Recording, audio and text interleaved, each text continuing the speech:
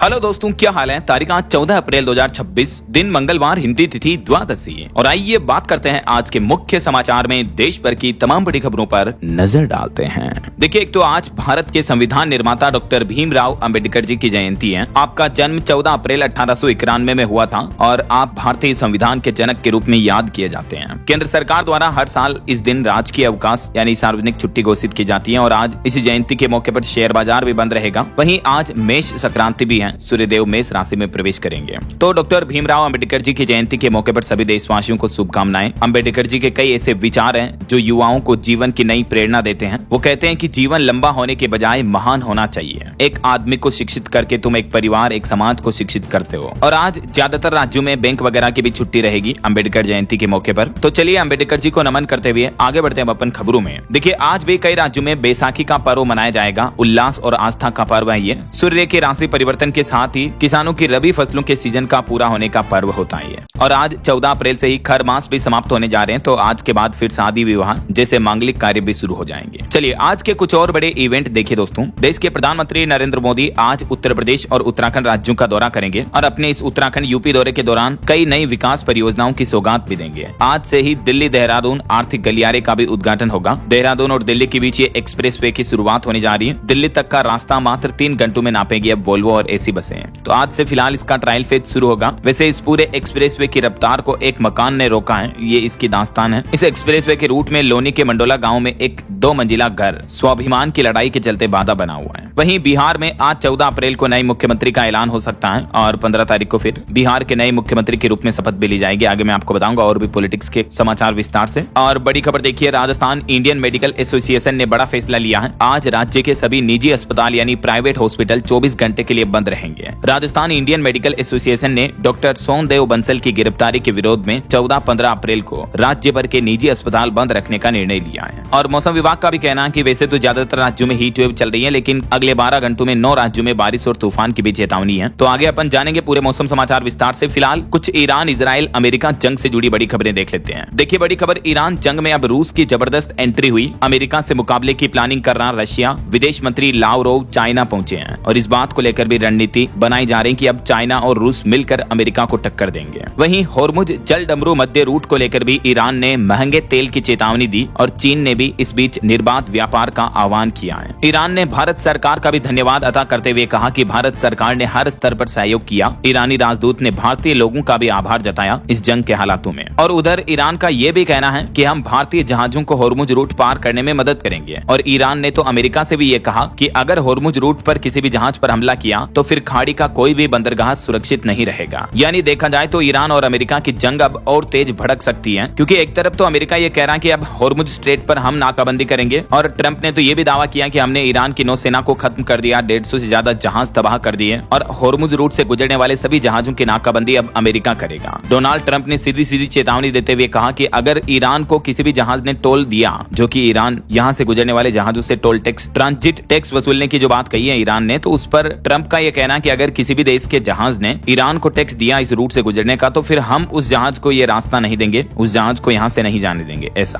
तो कहने का मतलब ईरान और अमेरिका दोनों ही देश अब होर्मुज रूट पर अपना नियंत्रण, अपना कंट्रोल, आधिपत्य स्थापित करना चाहते हैं। होर्मुज पर दोनों देशों की तानातानी बढ़ रही है। ट्रंप ने खुली चेतावनी दे दी कि नाकाबंदी के पास भी आए अगर ईरानी जहाज तो हम ईरानी जहाजों को तबाह कर देंगे। डोनाल्ड ट्रंप ने खुली धमकी दी और ये भी कहा कि हमने 158 जहाज तो ऑलरेडी तबाह कर दिए, अब भी आसपास कोई नजर आया तो सीधा उड़ा देंगे। भारत के जहाजों पर भी रिपोर्ट आ रही कि होर्मुज जल डमरू मध्य रूट में तकरीबन 15 भारतीय जहाज फंसे हुए हैं, जिन्हें सुरक्षित वापसी के लिए भारत सरकार भी सक्रिय है, बातचीत चल रही है। और एक राहत की खबर तो यह है कि ट्रंप के होर्मुज बंद करने की चेतावनी के बीच भी कुछ जहाज भारत पहुंचे हैं जो ईरानी क्रूज के जहाज हैं। वो ये डेटा आप देख सकते हैं। तो ईरान अमेरिका के बीच बढ़ते इस तनाव के मद्देनजर भी भारत सरकार का यही कहना है कि अभी भी हमारे देश में एलपीजी गैस की कोई कमी नहीं है। पैनिक बाइंग करने से बचें। 95% ग्राहक अब डिजिटल माध्यम से एलपीजी की बुकिंग कर रहे हैं। ऐसा और रशिया से भी क्रूड ऑयल पर रिपोर्ट आ रही है कि रूस से तेल आयात 19 लाख बैरल प्रतिदिन पहुंच चुका है। पिछले महीने मार्च में ही सरकार ने बढ़ा दिया था रशिया से ज्यादा तेल खरीदना। 2 साल के उच्चतम स्तर पर चल रहा है। मिडिल ईस्ट तनाव के बाद भारत ने रूस से ये क्रूड ऑयल की खरीदारी बढ़ाई है। अभी भारत रूसी तेल का दुनिया में तीसरा सबसे बड़ा खरीदार है। लेकिन कहीं न कहीं देखा जाए तो युद्ध के हालातों का दुनिया भर के देशों पर असर दिखा है। भारत में भी महंगाई बढ़ी है। देखिए, रिपोर्ट आ रही कि रिटेल महंगाई दर पिछले महीने मार्च में बढ़कर 3.4% हो चुकी है। खाने पीने की चीजें महंगी होने का यह असर दिखा। और अभी तो ईरान जंग की वजह से और बढ़ सकती है महंगाई, ये मार्केट एक्सपर्ट्स की भी चेतावनी निकल कर आ रही है। क्योंकि पहले सीज फायर हुआ था, आपको पता होगा, उसके बाद पाकिस्तान के इस्लामाबाद में बातचीत फेल हो गई, तो इसका असर बीते दिन शेयर मार्केट पर, सोना चांदी के भाव पर भी देखने को मिला। देखिए आप गोल्ड सिल्वर के प्राइस देखिए, पहले चांदी में एक ही दिन में 2953 रुपए की बड़ी गिरावट देखने को मिली और सोना भी 316 रुपए तक सस्ता हुआ। ईरान जंग के बाद से लेकर अब तक 45 दिन में सोना 9000 रुपए टूट चुका, जबकि चांदी 30,000 रुपए तक नीचे आ चुकी है। बाकी अलग अलग कैरेट के हिसाब से गोल्ड का प्राइस आप देख सकते हैं। वहीं भारतीय शेयर बाजार में भी बड़ी गिरावट देखने को मिली। सेंसेक्स 700 अंक गिरकर 76,848 पर बंद हुआ। निफ्टी भी 208 अंक फिसलकर 23,870 पर बंद रहा। और न सिर्फ भारत के बाजार पर असर दिखा, बल्कि पाकिस्तान में हुई शांति वार्तालाप के विफल होने का असर पाकिस्तान के शेयर बाजार पर भी नजर आया। पाकिस्तान का भी स्टॉक मार्केट धड़ाम हो गया, 6000 अंक टूटा KSE 100। चलिए अगली बड़ी खबर देखिए दोस्तों। खबर आ रही है कि ईरान में 1.5 महीने से इंटरनेट सेवाएं ठप हैं और मुझ में जहाजों की आवाजाही पर IRGC भी अब सख्त हुई। और इस बीच खबर आ रही है कि हंदाला ने सऊदी अरब पर साइबर अटैक भी किया और ईरान ने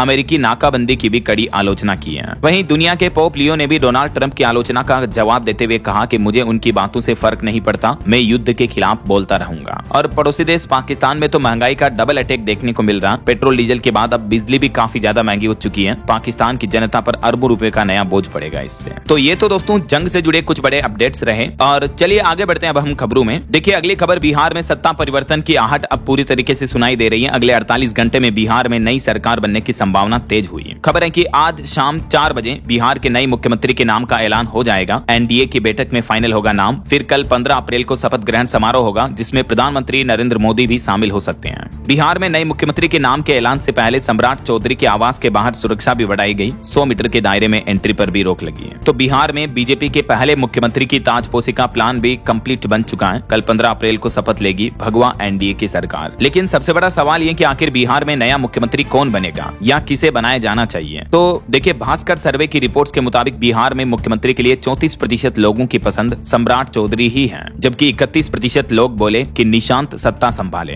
अभी बिहार में मुख्यमंत्री की रेस में पब्लिक सर्वे के मुताबिक लोगों के पसंदीदा चेहरे कौन है, सम्राट चौधरी, निशांत कुमार के अलावा बाकी के शख्स ऐसे हैं जिन्हें बहुत कम पब्लिक सर्वे में वोटिंग मिली है। ऐसा खैर ये तो वक्त ही बताएगा कि आखिर बिहार में नया मुख्यमंत्री कौन बनता है। वैसे आपकी क्या राय और विचार है, बिहार में नया CM किसको बनाया जाना चाहिए, कमेंट करके बताएगा जरूर आपकी राय विचार। तो आज बिहार में बीजेपी विधायक दल की बैठक के लिए पर्यवेक्षक भी बनाए गए हैं शिवराज सिंह चौहान, जो कि आज बिहार की राजधानी पटना पहुंच जाएंगे। चलिए अगली खबर देखिए दोस्तों। एक रिपोर्ट सामने आ रही है कि श्रमिकों की कमी और बढ़ती लागत से हमारे देश भारत का मैन्युफैक्चरिंग निर्यात यानी एक्सपोर्ट का क्षेत्र काफी दबाव में है। जहां पहले से ही पश्चिम एशिया में संघर्ष चल रहा है, ईरान इजराइल अमेरिका की जंग चल रही है और इस बीच हमारे देश में भी श्रमिकों की कमी और लागत बढ़ रही है इंडस्ट्री में, उद्योगों में। तो इसका असर देखने को मिल रहा है, भारत का एक्सपोर्ट लगातार गिर रहा है। चलिए अगला अपडेट देखिए। स्टार्टअप्स के लिए एक बड़ी खबर आ रही है। सरकार ने 10,000 करोड़ रुपए के startup India fund of funds 2.0 चरण को मंजूरी दे दी है और इसका उद्देश्य वेंचर कैपिटल के माध्यम से भारतीय स्टार्टअप्स MSME को वित्तीय सहायता प्रदान करना है। ये देख सकते हैं इस बारे में भारत सरकार द्वारा जारी ऑफिशियल गजट नोटिफिकेशन भी। और एक बड़ी चौंकाने वाली रिपोर्ट सामने आ रही, देखिए आप, कि कुंवारे रहने वाले लोगों में कैंसर का खतरा 85% तक ज्यादा होता है। इस रिपोर्ट ने दुनिया भर के सिंगल लड़के लड़कियों को चौंका दिया।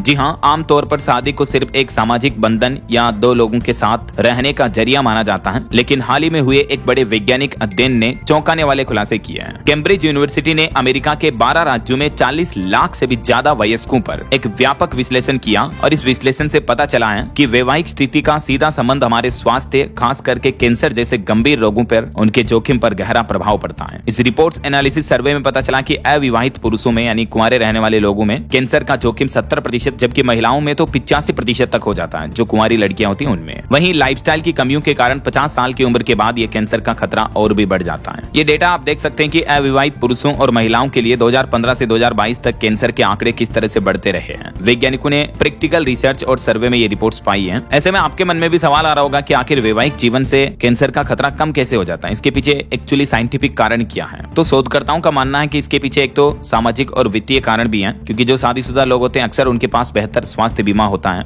वो हेल्थ को लेकर ज्यादा कॉन्शियस रहते हैं। इसके अलावा एक जीवन साथी न केवल भावनात्मक सहारा देता है बल्कि नियमित स्वास्थ्य जांच के लिए भी प्रेरित करता है। तो ये कई सारे फैक्टर्स कैंसर के होने की प्रोबेबिलिटी को 85% तक रिड्यूस कर देते हैं। ऐसा तो ये हेल्थ को लेकर एक अनोखी साइंटिफिक रिसर्च थी, मैंने आपको बता दी। और फिलहाल आगे बढ़ते हैं खबरों में। देखिए आप अगला अपडेट, उत्तर भारत में पहली बार बनेगा विमान इंजन टेस्टिंग केंद्र। ब्रिटिश कंपनी के साथ मिलकर यह परियोजना शुरू होने जा रही है नॉर्थ इंडिया में। देख सकते हैं आप इसके बारे में ज्यादा डिटेल्स भी। और वहीं खबर है, विधायिका में महिलाओं को आरक्षण 21वीं सदी का सबसे बड़ा निर्णय होगा। ये ये कहना है प्रधानमंत्री नरेंद्र मोदी का। बीते दिन राजधानी दिल्ली में पीएम नरेंद्र मोदी ने दिल्ली के विज्ञान भवन में महिला आरक्षण पर बात करते हुए नारी शक्ति वंदन कानून पर बोले कि यह 21वीं सदी के सबसे बड़े निर्णयों में से एक साबित होगा। पीएम का प्लान है 2029 तक नारी वंदन कानून लागू किया जाए और राजनीति में 33% आरक्षण महिलाओं को दिया जाए। अपने संबोधन में प्रधानमंत्री महिलाओं से बोले कि मैं गृहस्थ नहीं हूँ लेकिन जानता सब हूँ। हमारी योजनाओं से औरतें आर्थिक रूप से ताकतवर बनी है। पीएम नरेंद्र मोदी ने महिला आरक्षण बिल पर कहा कि हमारे देश की संसद एक नया इतिहास रचने के करीब है। हालांकि विपक्ष कई मायनों में इस महिला आरक्षण बिल का विरोध कर रहा है। देखिए, कांग्रेस से सोनिया गांधी ने भी दावा किया कि महिला आरक्षण नहीं बल्कि परिसीमन असली मुद्दा है। उन्होंने पूछा कि चुनाव प्रचार के बीच विशेष सत्र की क्या जरूरत थी। तो ये कुछ राजनीतिक बयानबाजी चल रही है और पॉलिटिक्स के कुछ और अपडेट देखिए दोस्तों। पश्चिम बंगाल में लाखों लोग नहीं डाल सकेंगे वोट, सुप्रीम कोर्ट ने अंतरिम अधिकार देने से इनकार कर दिया। जी हाँ, बंगाल में जो एसआईआर अभियान के दौरान जिन लोगों के नाम कटे थे वे लोग वोट नहीं दे सकेंगे। फाइनली सुप्रीम कोर्ट में इस मुद्दे को लेकर अंतिम सुनवाई हुई और इस पर सुप्रीम कोर्ट ने कहा कि अभी बंगाल में चुनाव बहुत नजदीक आने वाले हैं, तो इस स्टेज पर हम इस मुद्दे में दखल नहीं देंगे। अगर ऐसे ही आपत्तियां आती रही तो फिर चुनाव कैसे होगा। तो सुप्रीम कोर्ट के इस फैसले का सीधा सीधा मतलब यह है कि बंगाल में 34 लाख मतदाता वोट नहीं डाल सकेंगे। सुप्रीम कोर्ट ने इनको राहत देने से इनकार कर दिया। वैसे तो एसआईआर में पश्चिम बंगाल में और भी ज्यादा लाखों लोगों के नाम कटे थे, क्योंकि एसआईआर से पहले देख सकते हैं आप बंगाल में वोटर्स थे 7 करोड़ 66 लाख, लेकिन एसआईआर के बाद 6 करोड़ 76 लाख वोटर्स रह गए। तकरीबन 90 लाख से भी ज्यादा वोटर्स के नाम कटे हैं। और वहीं पॉलिटिक्स के कुछ और अपडेट देखिए। गृह मंत्री अमित शाह ने भी पश्चिम बंगाल में चुनावी जनसभा करते हुए कहा कि टीएमसी ने बंगाल के 5000 करोड़ रुपए गायब किए। ममता बनर्जी ने कहा कि 19 राज्य और केंद्र सरकार मेरे खिलाफ है, अकेले लोगों के लिए लड़ रही हूँ। इधर कर्नाटक कांग्रेस के भी 30 विधायक दिल्ली पहुंचे, कैबिनेट में फेरबदल की मांग की। पहली बार जीते 38 एमएलए ने भी 5 मंत्री पद मांगे। कर्नाटक कांग्रेस कैबिनेट में भी फेरबदल की मांग देखने को मिल रही है। राजनीतिक हलचल, सियासत बढ़ी। और खबर है राज्यसभा के उपसभापति का चुनाव भी 17 अप्रैल को होगा। हरिवंश पर एनडीए ने फिर से दांव लगाने का प्लान भी बनाया है। चलिए, खबर है दिल्ली के पूर्व मुख्यमंत्री अरविंद केजरीवाल बीते दिन अपने आबकारी केस मामले में खुद पैरवी करने कोर्ट पहुंचे। इस दरमियान केजरीवाल ने कहा कि जज आरएसएस से जुड़े संगठन के कार्यक्रम में गई थी। जस्टिस स्वर्ण कांता को हटाने की उन्होंने 10 वजह गिनाई अपने केस में खुद पैरवी करते हुए। तो अदालत में केजरीवाल के आरोपों का जस्टिस स्वर्ण कांता ने भी जवाब देते हुए कहा कि मुझे घूरिए मत। अरविंद केजरीवाल से जज ने पूछा कि आप कहना क्या चाहते हो, क्या मैं राजनीतिक रूप से बायस्ड हूँ। तो ये मामला चल रहा है। और फिलहाल देखिए अगली बड़ी खबर, तेलंगाना के सरकारी स्कूल में अब एआई यानी आर्टिफिशियल इंटेलिजेंस से पढ़ाई होगी। 105 सीटों के लिए 3500 आवेदन आए। मंत्री ने डिजिटल स्कूल के लिए ट्रस्ट से 8 करोड़ रुपए दिए। तेलंगाना की राजधानी हैदराबाद में पहली बार किसी गवर्नमेंट स्कूल में एआई स्टैंडर्ड एजुकेशन शुरू होने जा रही है, जो कि बहुत ही अच्छी पहल है। चलिए अगला अपडेट देखिए। पंजाब में उम्र कैद वाला बेअदबी बिल पास हुआ। हालांकि इसमें गीता, कुरान, बाइबल इस तरह के धार्मिक ग्रंथों के बारे में जिक्र नहीं है, लेकिन इस बिल पर संबोधन में पंजाब के मुख्यमंत्री भगवंत मान बोले कि एकाध कोवा मार लटका दिया तो कोई नहीं करेगा। बात कुछ यूं है दोस्तों, पंजाब के विधानसभा के स्पेशल सेशन में बीते दिन मुख्यमंत्री भगवंत मान ने जागत जोत श्री गुरु ग्रंथ साहिब सत्कार संशोधन विधेयक 2026 को पेश किया और इसे सर्वसम्मति से पास भी कर दिया गया है। उन्होंने कहा कि बेअदबी की सजा या तो अब उम्र कैद या टिल डेथ तक होगी। और उन्होंने ये भी साफ कर दिया कि ये जो बेअदबी वाला विधेयक कानून है फिलहाल ये केवल श्री गुरु ग्रंथ साहिब की बेअदबी पर लागू होगा। यानी जो गैर सिख लोग हैं, हिंदू, मुस्लिम, ईसाई वगैरह आदि के पवित्र ग्रंथों और धार्मिक स्थलों से किसी तरह की छेड़खानी होने पर इस विधेयक के तहत फिलहाल कोई कार्रवाई नहीं की जाएगी, कोई सजा का प्रावधान नहीं है। सबसे पहले तो देखिए आप, ये पंजाब गवर्नमेंट द्वारा जारी अमेंडमेंट नोटिस भी। और अब समझिए पंजाब के नए बेअदबी बिल में है क्या। कहने का मतलब पंजाब में अब अगर कोई श्री गुरु ग्रंथ साहिब का अपमान करता है, किसी तरह के गलत आचरण करता है, तो उस पर अब ये कानूनी सजा होगी, आजीवन कारावास या टिल डेथ। तो ये जो नया बिल है इसमें किस किस स्थिति को बेअदबी माना जाएगा। गुरु ग्रंथ साहिब का जानबूझकर अपमान करना, उसे फाड़ना, जलाना, किसी तरह से खंडित करना, पवित्र ग्रंथ पर थूकना, गंदे हाथों से छूना या ऐसी जगह रखना जहां उसकी गरिमा भंग होती हो। तो पंजाब में ये सिखों के धर्म पवित्र ग्रंथ को लेकर पंजाब गवर्नमेंट ने नया कानून लागू कर दिया है ना। चलिए अगली बड़ी खबर देखिए। हिमाचल की एक घटना है, एक किसान ने 500 लीटर दूध सड़क पर बहा दिया। किसान का आरोप है कि 2 दिन से वो डेयरी में देने मिल्क फेड जा रहा है, लेकिन मिल्क फेड उसके दूध को खरीद नहीं रही है, जिससे 50,000 का नुकसान हुआ। किसान बोला कि कर्ज नहीं चुका पाऊंगा। हिमाचल के मंडी जिले का ये मामला, देखिए किसानों को किस तरह की समस्या से जूझना पड़ रहा है। और बड़ी खबर आ रही कि हरियाणा के गुरुग्राम की कंपनियों को पेट्रोल बम से जलाने की साजिश रची जा रही थी। व्हाट्सएप चैट से खुलासा हुआ। इस मामले में 6 आरोपियों को गिरफ्तार कर लिया है। सैलरी बढ़ाने को लेकर लेकर प्रदर्शन हुआ था।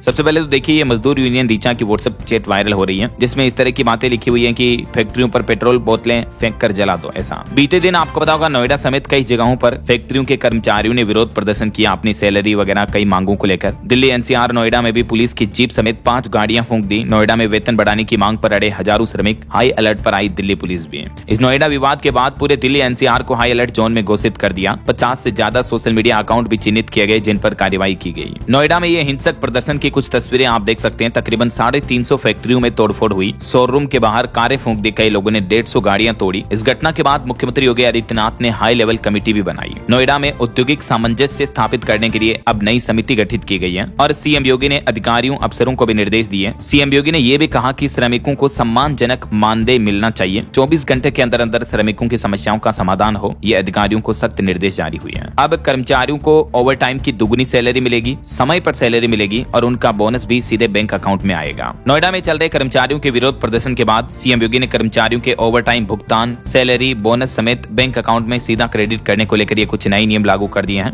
नए नियमों के तहत अब 10 तारीख तक सैलरी आ जाएगी। साप्ताहिक अवकाश या संडे रविवार को काम करने पर दुगुनी मजदूरी मिलेगी। तो ये मुख्यमंत्री ने श्रमिकों के हित में कुछ बड़े फैसले लागू किए हैं। वहीं नोएडा में श्रमिकों के प्रदर्शन को सीएम योगी ने एक तरह की साजिश भी बताया। तो अखिलेश यादव बोले कि मजदूरों के जख्म पर नमक ना छिड़के। तो ये फिलहाल माहौल चल रहा। और वहीं देखिए मणिपुर राज्य में भी फिर से हिंसा भड़की। इस पर खबर आ रही कि जातीय हिंसा की वजह से प्रभावित 5 जिलों में इंटरनेट और वीपीएन इस्तेमाल करने पर भी रोक लगा रखी है फिलहाल मणिपुर के इन जिलों में। चलिए बड़ी खबर देखिए, किसानों का एमएसपी मुद्दा भी सुप्रीम कोर्ट में एक बार फिर से उठा और सुप्रीम कोर्ट ने सरकार से भी जवाब मांगा। सुप्रीम कोर्ट ने कहा कि क्या छोटे बड़े किसानों के लिए एक जैसी पॉलिसी नहीं हो सकती है। किसानों की एमएसपी मांग पर सुप्रीम कोर्ट ने केंद्र सरकार से सवाल करते हुए जवाब मांगा। लागत मूल्य प्लस 50% के फॉर्मूले पर तय हो एमएसपी, इस पर भी सरकार से क्लियरिफिकेशन जारी करने को कहा है। तो ये किसानों के हित में सुप्रीम कोर्ट का बहुत ही अच्छा फैसला है। बहरहाल अभी तो अपन कुछ और महत्वपूर्ण और काम की खबरें देखेंगे दोस्तों, लेकिन फिलहाल वक्त हो चला है आज के ताजा मौसम समाचार जानने का। और हाँ, एक छोटी सी रिक्वेस्ट आपसे ये है कि अगर आप डीएलएस न्यूज चैनल से अभी तक भी जुड़े नहीं हो तो जुड़ जाइए, चैनल को सब्सक्राइब करके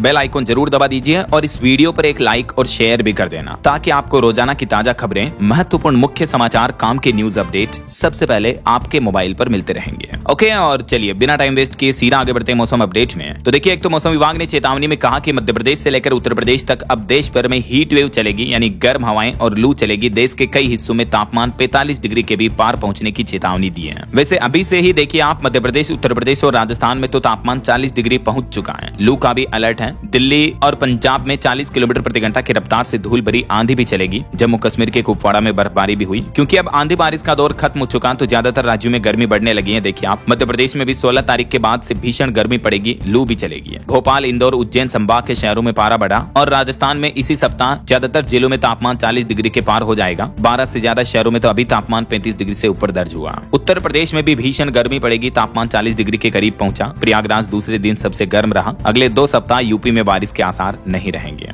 हरियाणा में भी न्यूनतम तापमान में गिरावट हुई। करनाल सुबह ठंडा रहा, लेकिन 40 किलोमीटर प्रति घंटा की रफ्तार से हवाएं भी चल रही। अब मौसम शुष्क रहेगा तो गर्मी बढ़ेगी। छत्तीसगढ़ में भी 15 अप्रैल के बाद से कल से हीट वेव का अलर्ट है। रायपुर में तो तापमान 41 डिग्री पहुंच चुका है। इधर झारखंड में भी मौसम विभाग का कहना है कि अगले 5 दिनों में 4 से 6 डिग्री तक चढ़ेगा पारा। राजधानी रांची का तापमान 34 डिग्री के पार पहुंच चुका है। पंजाब में हालांकि 16-17 अप्रैल को बारिश की संभावना है और पहाड़ी राज्य हिमाचल प्रदेश में भी अब धूप खिली, ठंड से राहत मिली। 16 अप्रैल के बाद फिर बदलेगा मौसम, कई हिस्सों में बारिश की संभावना भी रहेगी। बाकी अगले 2 दिन 14 अप्रैल और 15 अप्रैल को मौसम का हाल क्या रहेगा देख सकते हैं आप। ज्यादातर पूर्वी भारत के राज्यों में 3 से 5 डिग्री तक तापमान में बढ़ोतरी देखने को मिल सकती है। बारिश की चेतावनी अभी किसी भी राज्य में नहीं है। हीट वेव का अलर्ट है गुजरात में और आंधी तूफान की चेतावनी है अरुणाचल, असम, मेघालय समेत इन राज्यों में। अच्छा, वैसे आप कौन से राज्य में रहते हैं और आपके राज्य में अभी दोस्तों मौसम के हाल क्या चल रहे हैं, कमेंट करके बताइएगा जरूर मुझे। कहां से आप ये वीडियो देख रहे हैं, किस राज्य के किस जिले से हैं, ठीक है। और चलिए आगे बढ़ते हैं खबरों में। देखिए आप अगला अपडेट, पहली बार एआई यानी आर्टिफिशियल इंटेलिजेंस से बनाई 17,000 करोड़ की कंपनी, सिर्फ 2 भाई संभालते हैं काम। सैम ऑल्टमैन की $1 बिलियन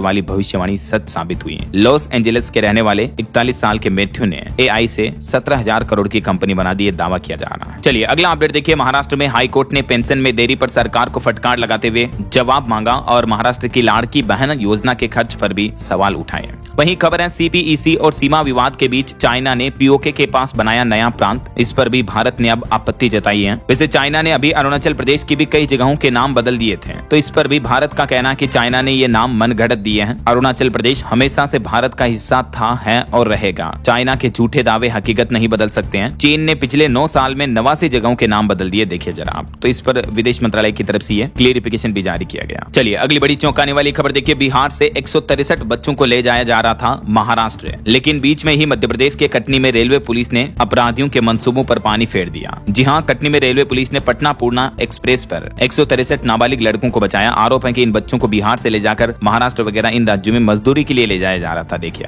पुलिस ने 8 आरोपियों को गिरफ्तार भी कर लिया इस मामले में। और किसान भाई लोगों के लिए अच्छी खबर है, अब आप खेत में खड़े खड़े अपने मोबाइल फोन से मिट्टी की स्थिति जांच सकेंगे। सरकार इसके लिए नया मोबाइल ऐप लेकर आई है जिसका नाम है सोइल मोबाइल ऐप ई फार्म्स। केंद्र सरकार ने इसका लोकार्पण किया जिसकी मदद से किसान भाई लोग अपने खेत की मिट्टी की गुणवत्ता जांच पाएंगे। चलिए खबर देखिए, नागपुर जिले के कोराडी थर्मल पावर स्टेशन में भाप लीक हुई, इसके चलते 8 कर्मचारी घायल हो गए। हालांकि गनीमत रही कि किसी तरह की जनहानि नहीं हुई। और बड़ी खबर आ रही, कोयला घोटाले में ईडी ने आईपेक डायरेक्टर विनेश चंदेल को भी गिरफ्तार कर लिया। कंपनी बंगाल में टीएमसी के चुनाव मैनेजमेंट का काम देख रही थी। वहीं इधर कांग्रेस अध्यक्ष मल्लिकार्जुन खड़गे का कहना है कि महिलाओं के लिए आरक्षण पर चर्चा के लिए 15 अप्रैल को सर्वदलीय बैठक बुला रहा अब विपक्ष। और खबर है कि तमिलनाडु के विरुधुनगर में भी पटाखा फैक्ट्री में विस्फोटक के बाद आग लग गई, कई श्रमिकों के फंसे होने की आशंका है। दिल्ली हाईकोर्ट ने SC/ST एक्ट के मामले पर सुनवाई करते हुए कहा कि सिर्फ दुर्व्यवहार से SC/ST एक्ट पर मुकदमा नहीं लगेगा। DU प्रोफेसर के खिलाफ केस को भी रद्द कर दिया। वहीं गुजरात के दमोह जिले में यह अनोखा मामला देखने को मिला। एक ही प्रत्याशी ने 3 राजनीतिक पार्टियों भाजपा, कांग्रेस और आम आदमी पार्टी से अपना पर्चा भर दिया चुनाव में खड़ा होने के लिए।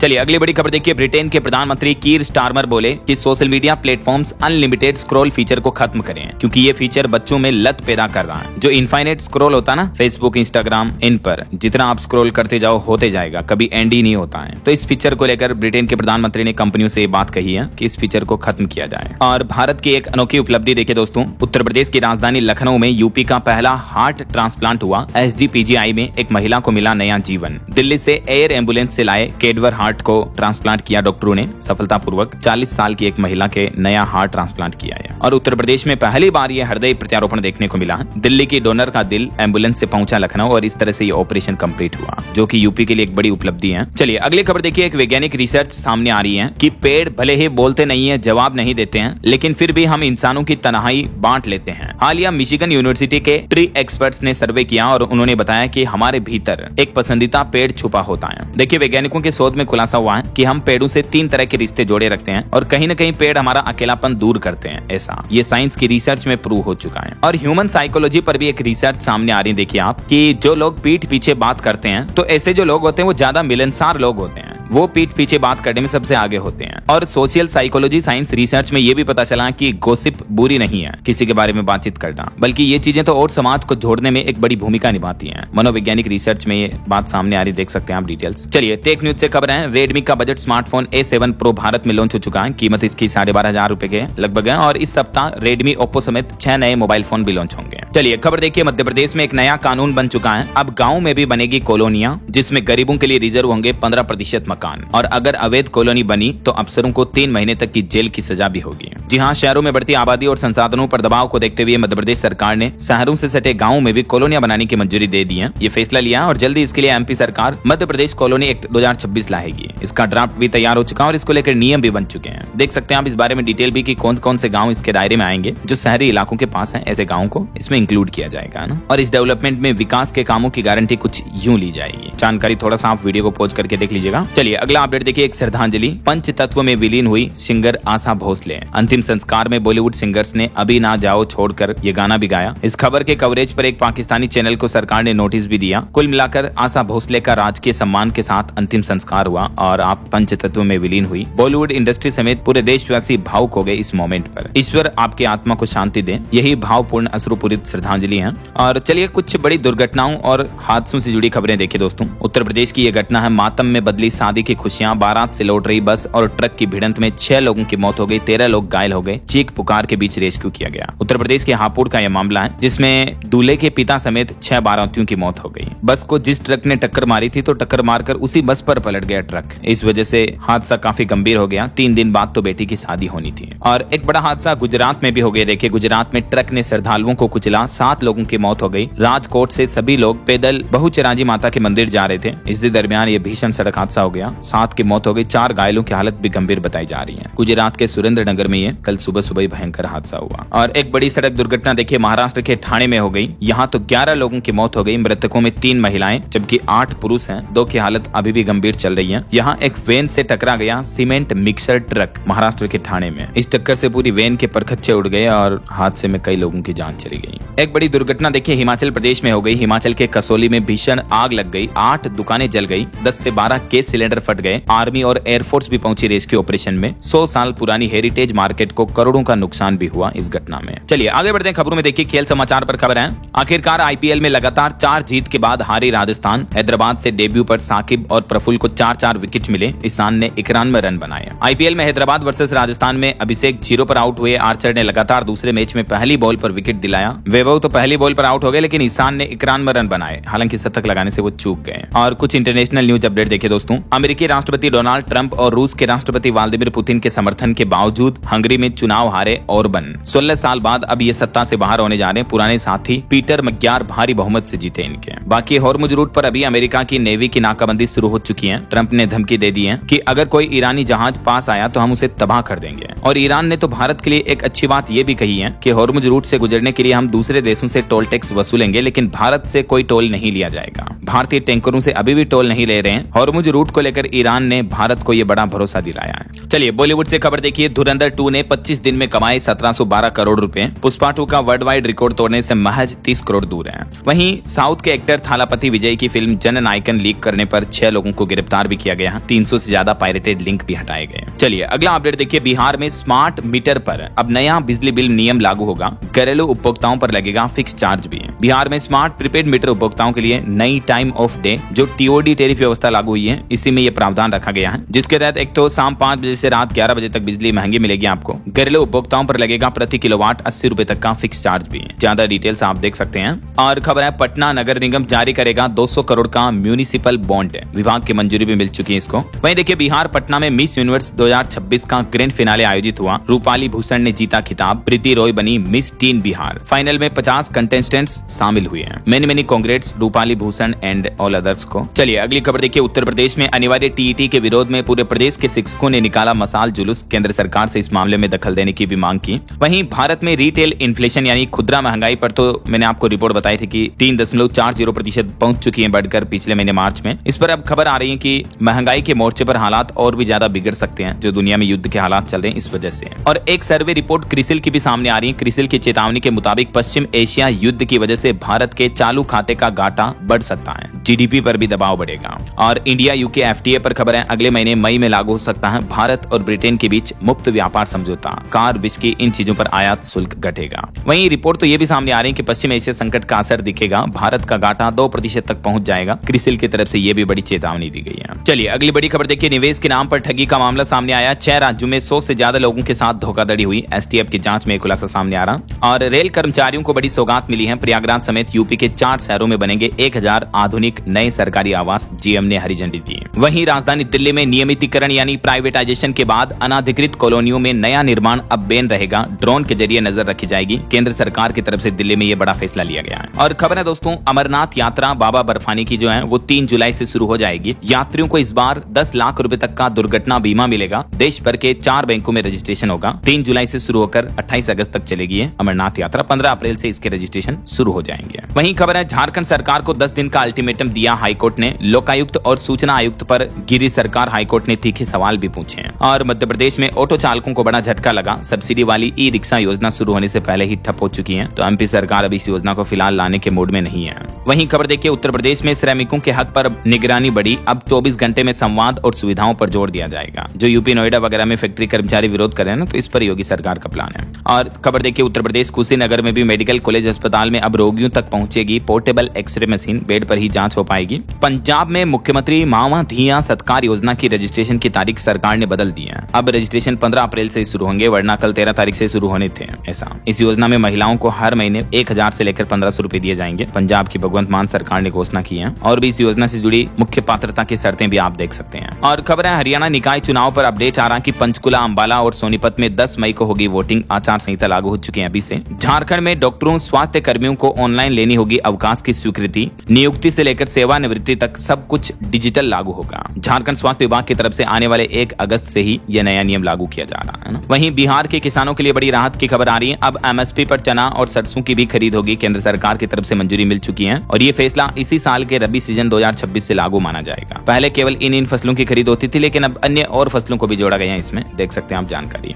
और एक रिपोर्ट आ रही कि चारधाम यात्रा से पहले ट्रेवल एजेंसियों में बढ़ी ऑनलाइन बुकिंग। 17 अप्रैल से शुरू होगा, ऑफलाइन रजिस्ट्रेशन भी है। वहीं सुप्रीम कोर्ट से महिला वकीलों को बड़ी राहत मिली है। SCAORA चुनाव में महिलाओं के लिए कुछ अहम पद आरक्षित किए हैं, जिससे महिलाओं की ताकत बढ़ेगी। और खबर देखिए, 48 लाख लाभार्थी, डॉक्टरों की संख्या 30% कम है। हर साल बढ़ रहे हैं 10% लाभार्थी। CGHS यानी केंद्र सरकार की स्वास्थ्य योजना को लेकर ये चौंकाने वाली रिपोर्ट सामने आ रही है कि इस योजना में मरीज लाभार्थियों की संख्या हर साल बढ़ती जा रही है, लेकिन डॉक्टरों की संख्या कम है ऐसा। और खबर आ रही कि भारत में ही बनेगा अब तेजस फाइटर जेट इंजन का repair centre. Make in India को बढ़ावा मिलेगा। मैंने आपको बताया नॉर्थ इंडिया में ये बनने जा रहा। वहीं खबर है, सुरक्षा एजेंसियां भी हाई अलर्ट पर हैं। तमिलनाडु कर्नाटक में अल कायदा से जुड़े संगठन की हलचल देखने को मिली। युवाओं को साधने की कोशिश की जा रही है। इसके बाद नेशनल सुरक्षा एजेंसियां सतर्क हुई है। और जनगणना 2026-27 पर खबर आ रही है कि 6 लाख से ज्यादा लोगों ने अब तक स्व जनगणना कर ली है, यानी खुद ही ऑनलाइन पोर्टल पर अपनी डिटेल्स फिल कर दी है। दिल्ली वाले इसमें सबसे आगे हैं। अभी तक फिलहाल 10 राज्यों में यह सुविधा शुरू हो चुकी है, स्वयं की जनगणना की। चलिए कुछ और स्टेट न्यूज अपडेट देखते हैं फटाफट से। देखिए, मध्य प्रदेश के 6 जिलों में नए मेडिकल कॉलेज को मंजूरी दी गई। मोहन यादव की कैबिनेट बैठक में। सागर में 286 करोड़ की सिंचाई परियोजना लाई जाएगी। और खबर है कि MP में 25 अप्रैल तक चलेगा नारी शक्ति वंदन पखवाड़ा भी। वहीं देखिए, मध्य प्रदेश में 15 दिन में ही लेना पड़ा मोहन सरकार को कर्ज। RBI के जरिए सरकार बाजार से उठाएगी फिर से 1800 करोड़ का लोन। और खबर आ रही, छत्तीसगढ़ में 11 समर स्पेशल ट्रेनें 87 फेरों में दौड़ेगी। इस बार गर्मियों में छत्तीसगढ़ रेलवे ने नया प्लान बनाया है। वहीं खबर है, अयोध्या राम मंदिर के 18 उप मंदिरों में आज से ही दर्शन शुरू होंगे। पास दिखाने पर मिल रही एंट्री। और बिहार में बनेगा राज्य का पहला स्पोर्ट्स साइंस सेंटर। खिलाड़ियों को मिलेगा मसाज। चोट लगने पर जल्द होगा रिहेबिलिटेशन पर काम भी। और खबर देखिए, मजदूरों के विरोध में महाराष्ट्र सरकार ने भी SOP जारी की है। कहा कि आउटडोर काम के समय बदलें और मजदूरों को राहत दी है। अमेरिकी राष्ट्रपति डोनाल्ड ट्रंप का कहना है कि ईरान के बाद अगला निशाना क्यूबा होगा। क्यूबा पर वो कभी भी हमले कर सकते हैं। हालांकि डोनाल्ड ट्रंप बोले कि ईरान ने न्यूक्लियर हथियार न बनाने पर सहमति नहीं दी है। यही वजह कि ये युद्ध जारी रहेगा। और मौसम विभाग का कहना है दोस्तों कि इस साल मानसून कमजोर होगा। अल नीनो के कारण मानसून में आने में भी देरी हो सकती है। करीब 80 सेंटीमीटर बारिश का अनुमान रहेगा 8 सालों में, जो कि सबसे कम अनुमान है। यानी इस साल मानसूनी सीजन 2026 में देश में कम बारिश देखने को मिल सकती है अल नीनो के प्रभाव की वजह से। आज दिन में मैं आपको अलग से अपडेट बता दूंगा कि इस साल 2026 में जून से लेकर सितंबर तक मानसून कैसा रहेगा। डिटेल वीडियो आपको अलग से मिल जाएगा, ठीक है ना। तो ये रही फिलहाल आज के दिन भर की तमाम बड़ी खबरें, मुख्य समाचार। और अंत में दोस्तों आज के राशिफल पर नजर डाल लेते हैं। तो देखिए, करियर में बड़ा फैसला लेने के लिहाज से मिथुन राशि वाले लोगों के लिए आज का दिन अच्छा रहेगा। कन्या राशि वालों को प्रॉपर्टी में फायदा मिलेगा। और भी कुछ अलग अलग राशियों का राशिफल आप देख सकते हैं स्क्रीन पर। और हाँ दोस्तों, आप मुझे कमेंट करके बताइए कि भारत अभी कच्चा तेल सबसे ज्यादा किस देश से खरीदता है। कमेंट करके बताइए। सही जवाब देने वाले लोगों को रेंडमली सेलेक्ट होने पर DLS न्यूज टीम की तरफ से शानदार सरप्राइज गिफ्ट जीतने का मौका मिलेगा। और इसी के साथ ही अगर आपको वीडियो अच्छा लगा तो इसे लाइक करना, शेयर भी करना। DLS न्यूज चैनल को सब्सक्राइब करके बेल आइकन जरूर दबा देना, रोजाना ऐसी इंफॉर्मेटिव जानकारियां, महत्वपूर्ण समाचार देखते रहने के लिए। ओके, ख्याल रखिएगा अपने आप का, अपने परिवार का। मिलेंगे अगले नेक्स्ट अपडेट में। तब तक के लिए जय हिंद, जय भारत, वंदे मातरम।